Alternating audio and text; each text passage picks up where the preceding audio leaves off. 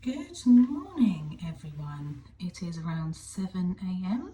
in the Allen household. I have just opened my blinds and oh, yep, that looks like a burglar in my garden, but it's not. It's my husband, Danny, putting his materials in his truck ready for the workday.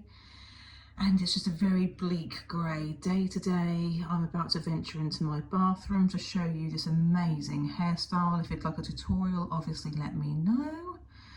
And then what is a morning without cuddling your dog, especially when they're docile and sleepy like this, where you can be really invasive and just smother them in kisses and cuddles. So I cannot get out of bed without a lovely cuddle and a kiss from him. And then I'm going to put on my trusty Caesar's Palace dressing gown to feel like the legend that I am before going downstairs and starting my day properly. So here's to looking like an absolute pimp whilst having your breakfast. So here I'm just having my water. I'm filling it up to the top, so that's 2.2 litres. I get through this a day easily, no problems whatsoever, and I have tea and coffees on top of that as well. So I do drink quite a lot of fluids throughout the day, and it's just good to keep track on how much you're actually drinking. So let's get this cup of tea on the road. So we're starting off with me turning the plug sockets on, because Danny's one of those people that turns the plug sockets off every single night before he goes to bed, and then I forget in the morning, go to put the kettle on and think, why's my kettle not working? So here we have it, 1 tea bag, 1 sugar, a little bit of milk. I like what you call a builder's tea, which is a very strong tea. I don't have it that milky. I used to be a coffee girl through and through, but since becoming preggers, I need to limit my caffeine intake. So tea it is, although you can't really beat a good cup of tea, can you? My brother always says that tea is just so much more than just a drink. Like if someone offers you a cup of tea, it's comfort. It could be any mood, couldn't it? I could be happy or sad, and if someone goes, do you want a cup of tea? You think, oh, yeah, go on then. Very British. It's a very classic British thing to do. And I'm just giving it a good old stir, because you cannot, there's nothing worse than an unbrewed tea. Am I right or am I right? And we're going to go in with the old green lid milk as well. If you know, you know. Absolutely cannot relate to red lid drinkers. Blue I can understand in a coffee, but green all the way for tea. And here we have the creme de la creme of cereals for me right now, which is the classic 2 Weetabix, 1 banana, dash of milk, job done. This has been my absolute go-to for months and months in this pregnancy. Don't get me wrong, I liked Weetabix beforehand, but right now it has been my absolute go-to. I saw this thing on the internet that says women just crave cereal throughout pregnancy. Something to do with the vitamin in the milk, I think, like the B6 or something. I can't remember what it was now, but there was a reason behind it. Also, don't try this at home, kids. Cutting up a banana on your bare hand, you might slice yourself open. But it was a very blunt knife, as you saw. So just going in with my dash of milk there, lovely jubbly, and about to sit down and enjoy a nice peaceful morning. Don has not surfaced yet.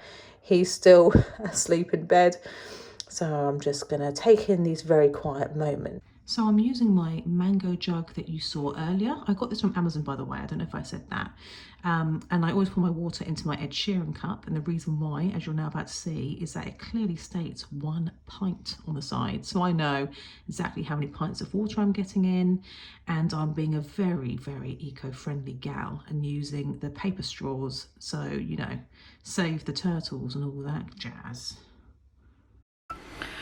No, it's not Kim Kardashian. I know we look very similar. It's just me again. But the hair does fool people into thinking, is that Kim K walking past? But no, actually, just me. Thought I'd jump on here to say that what I eat in the day has sort of like been staggered over a few days. This isn't just all in one day. Yesterday, you'd have seen my Weetabix breakfast, which was actually yesterday's breakfast. But yesterday I didn't have to, I just stopped filming. So I went to a funeral, and then I had a midwife appointment in the afternoon, and basically life got carried away with me, so I didn't really film anything. So then today I thought I'll jump on around lunchtime because I didn't have breakfast this morning because I had to go to the hospital for a glucose test. Basically they test you for gestational diabetes, or I was being tested for gestational diabetes, which means you're not allowed to have anything. You've got to fast, you're not allowed to eat anything that morning. So I haven't eaten breakfast yet. I've had my blood test taken. I'm now good to go. So the first thing I ate when I came out of it was a carrot cake muffin from Waitrose. I bought a pack of 2, but I've already eaten the 1. So I'll have this tomorrow. But yeah, carrot cake muffin, which was absolutely delicious. And now I'm about to make myself a ham and cheese toasty. So here you have it, perfection. Ham and cheese toasty. The funny thing is in pregnancy, they obviously say to you, you get a lot of cravings.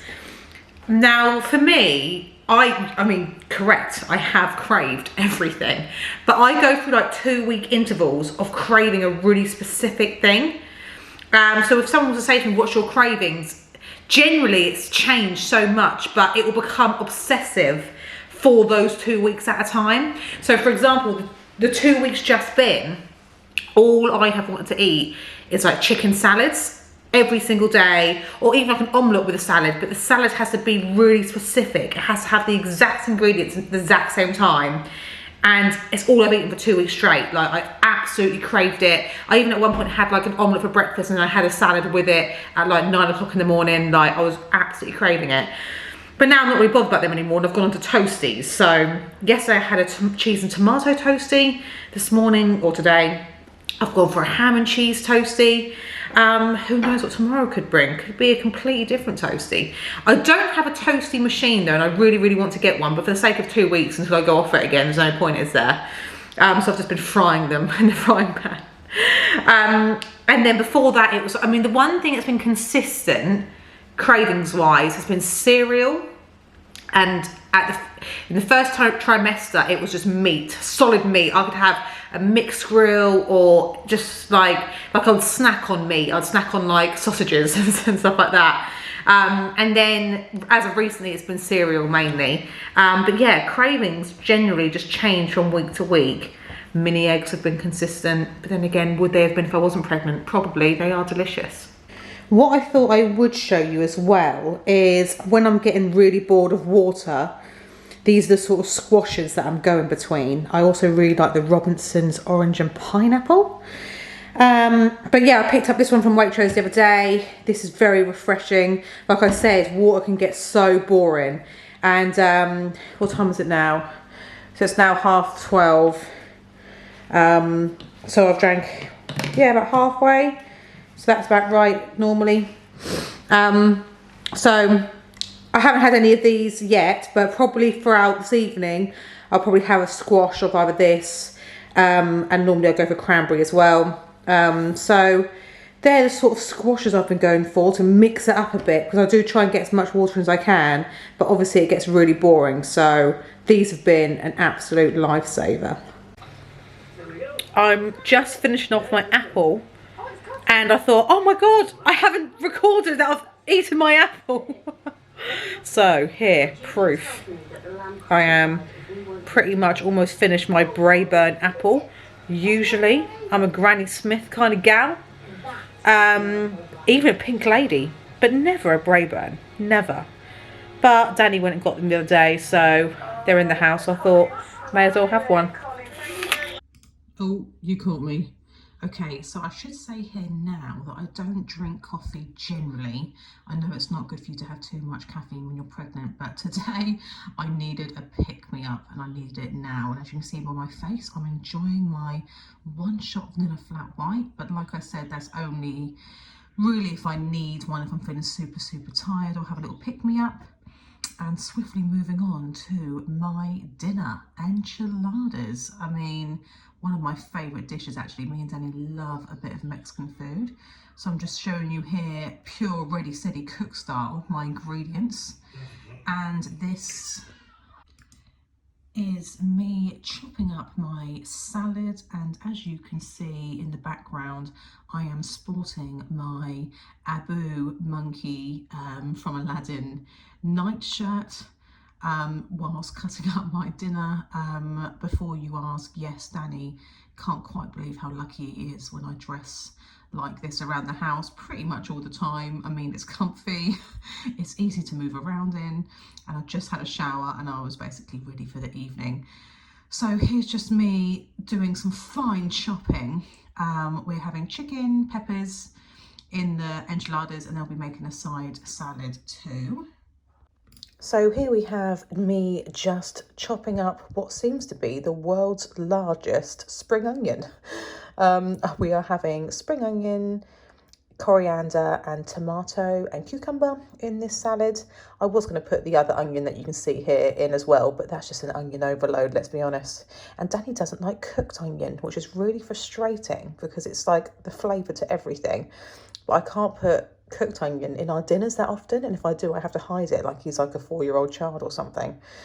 So I ended up giving the whole onion a miss, but I did put the spring onion in the salad.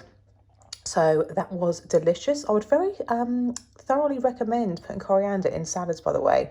Really brings a little something to it, you know, and goes perfectly with Mexican too. So just going to be chopping that up.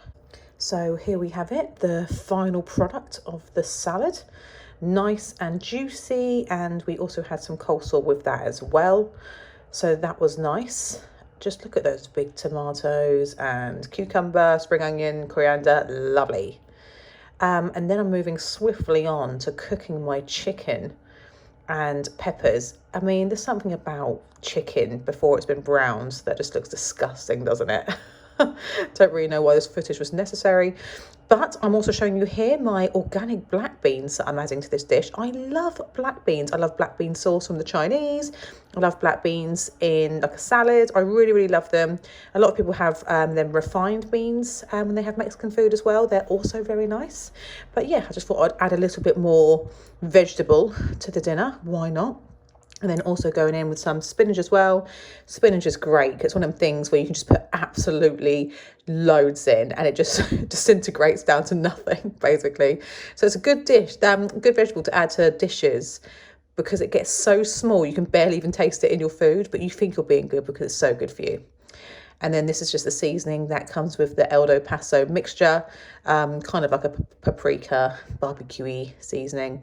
I also like the mild barbecue fajitas that they do in their little boxes. I'm a big fan of the Eldo Paso, actually. I mean, like I always say, why make life harder for yourself, you know? Get the packet mixtures, just get the pre-grated cheese, do it. It is making life easy. And then I'm going to be moving swiftly on to the cooking sort of salsa that it comes with, basically just to make it a bit more of a sauce, not so dry. And then this sauce you also put on top of the enchiladas, which you'll see in a minute. But basically you put them all into wraps, which I have neatly done, if I don't say so myself. And then on top of that goes the sauce, like I was saying. This sort of makes it all like a big melted like piece of gorgeousness, basically. What can I say? But the real winner in this dinner here is going to be, in about 5 seconds time, the cheese that goes on top of it. So I went for just a finely pre-grated cheese. I think it's called like Emmental or Elemental, something like that. It's like a Swiss cheese. It's really nice.